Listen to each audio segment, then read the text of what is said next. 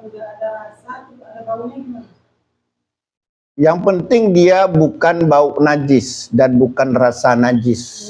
Ya, bau lumpur nggak apa-apa. Ya, nggak apa-apa. Itu bukan bau najis. Paham ya? Ya.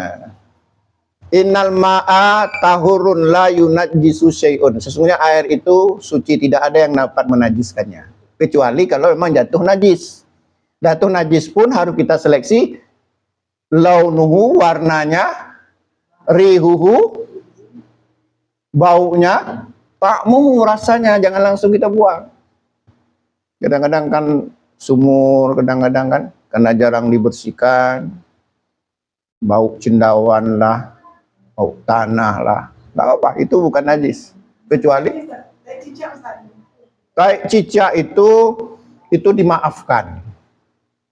Dimaafkan. Contoh misalnya kan banyak jatuh-jatuh di tempat ketika salat tiba-tiba sujud kena tai cicak, itu nggak apa-apa, dimaafkan.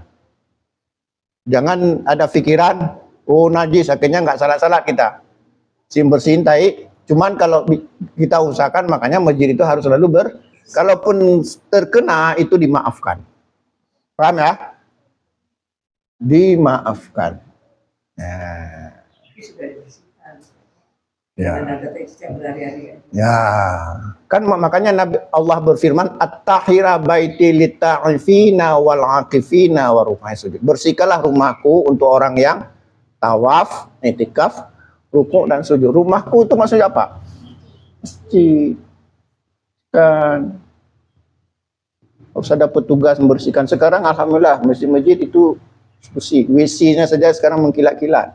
Dari granit kadang-kadang buat WC, hebat. Itu di Aceh ini luar biasa masjidnya.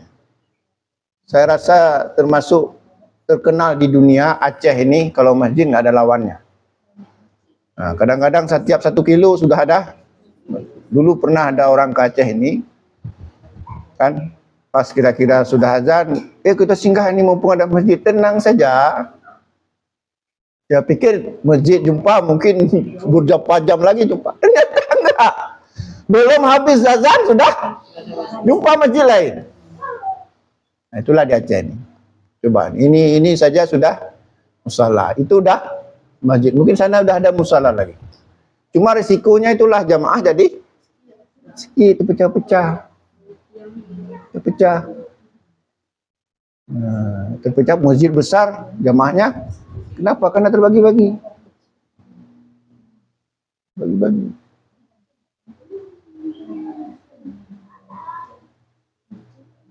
Nah, padahal sebenarnya cukup satu saja, kecuali kalau nggak mungkin terjangkau. Kenapa? Karena laki-laki kan wajib.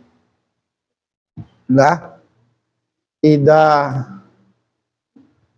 sami'a ahadakum nida falam ya'tihi fala salata lahu illa min udhrin. Jika mendengar azan kemudian tidak datang, maka tidak ada salat baginya kecuali ada udzur. Nah, paham ya? Nah, laki-laki. Jadi kalau laki-laki semuanya ke masjid nggak muat masjid. Cuma karena ini masjidnya banyak terbagi-bagi. Bagi. Ya sedikit-sedikit. Ya. Ya, sudah. Jadi tadi tentang haid sudah jelas ya? Jadi haid itu, darah haid itu najis. Orangnya berhadas, tapi hadas itu bukan menyebabkan orang itu menjadi najis. Sebagaimana hadis Abu Hurairah yang saya sebutkan tadi. Kita lanjutkan ya. Jadi yas'alunaka 'anil mahid. Mereka bertanya kepadamu Muhammad tentang haid. Qul, jawablah. Huwa adan, itu kotor. Kotor maksudnya najis. Cuman darahnya saja. Orangnya berhadas. Fa'tazilun nisa'a fil maghrib. Maka jauhilah wanita ketika haid. Maksudnya apa? Tidak boleh berhubungan suami istri.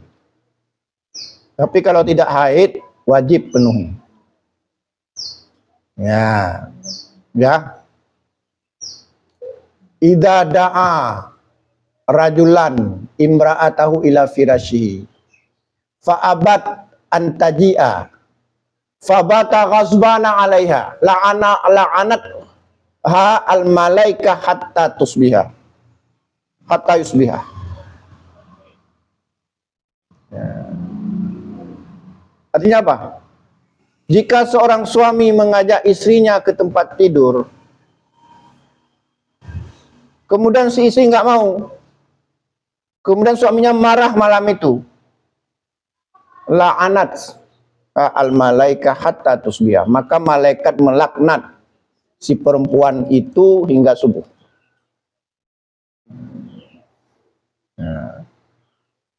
Nah, itu dia. Nah, ya, hati-hati Bu. Ini khusus untuk perempuan.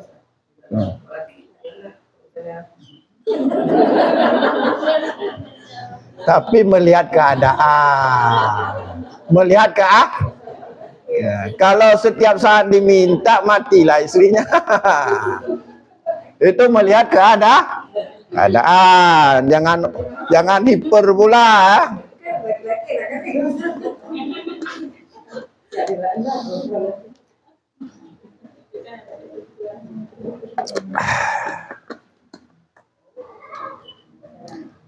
Jadi itu ya,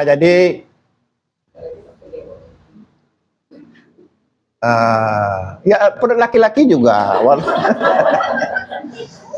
ya. Tapi melihat keadaan, kadang gini, misalnya kan kadang-kadang kan sedang tidak sehat, itu jangan dipaksa.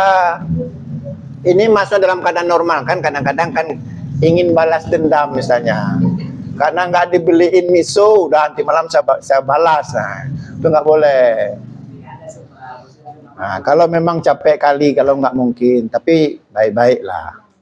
Nah, kenapa? Karena itu memang kebutuhan. Kalau kita langgar, itulah penyebab Bu, kolesterol, darah tinggi, apalagi asam urat. Itu dia, jangan main-main itu. Itu larinya ke otak ini Bu. Makanya kenapa kadang-kadang kalau maaf datang perempuannya misalnya ada satu sebab, suruh kawin lagi aja daripada nanti dia mati kena kolesterol, asam urat, nggak tersalurkan, maaf ya, nggak tersalurkan, bahaya. Karena itu kebutuhan yang fitrah. Terus aja. Daripada kita juga nggak sanggup melayani, suami kita juga butuh, kita nggak ini, enggak aja. Tapi tentu adil lah, harus adil.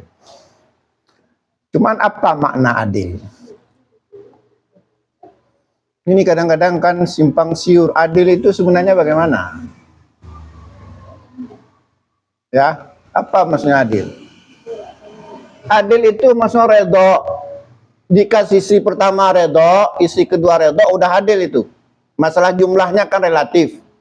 Anak pertama minta beli sepatu baru, anak kedua hanya minta beli permen, kan berbeda nilainya.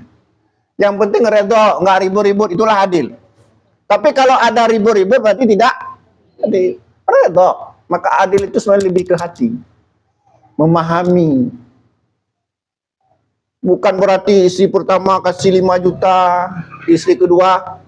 Kadang-kadang itu juga tidak adil kalau hatinya. Nah kali dia 5 juta, baru nikah kemarin 5 juta. Dia mau tonton ya. Kasih 5 juta juga. Enggak akan. Kalau hati tidak redho, tidak akan pernah adil. Makanya bina dulu hati. Kalau hati redho, enggak makan pun adil, enggak? Enggak usah makan kita Bang ya. Ya, biar mati sama-sama. Paham ya? Jadi adil itu sebenarnya lebih ke hati. Kalau materi nggak bisa diukur Bu. Apalagi manusia itu tidak puas-puas, selalu saja melihat kekurangan. Tapi kalau hati redho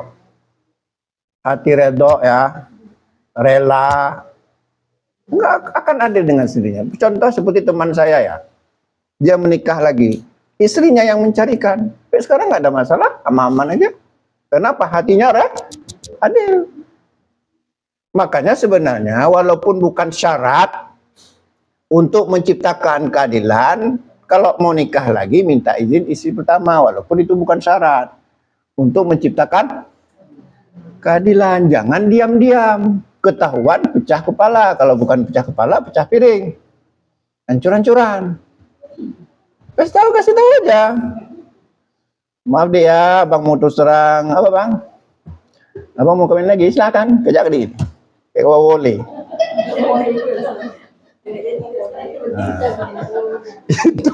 Itu bukan rela namanya, bukan rela. Orang Yaman semua ada istri dua. Ya, di zaman Nabi juga begitu. Karena dibina hati. Kita sekarang nggak kita bina hati. Sikit-sikit cemburu, tak pantah. Kadang-kadang laki-lakinya juga salah. Kalau sudah punya istri baru, istri lama, goodbye. Nah, ini yang kelirunya. Ya kan? Itu yang salah sebenarnya. Tujuan kita menikah, apalagi menikah janda, untuk mengurus anak yatim. Ana wakafil yatim fil jannah hakadha, kata Nabi aku, dengan orang yang mengurus anak yatim di surga itu seperti ini. Makanya kita menikahi janda, mengurus anak. Tapi yang terjadi sekarang adalah menikahi janda, anak yatim kasih ke neneknya atau ke panti asuhan. Pulang-pulang marah mama tirinya. Makanya kan ada dulu kejamnya ibu kota tidak sekejam ibu tiri. Ya. Balik ya. Udah azan. Oh.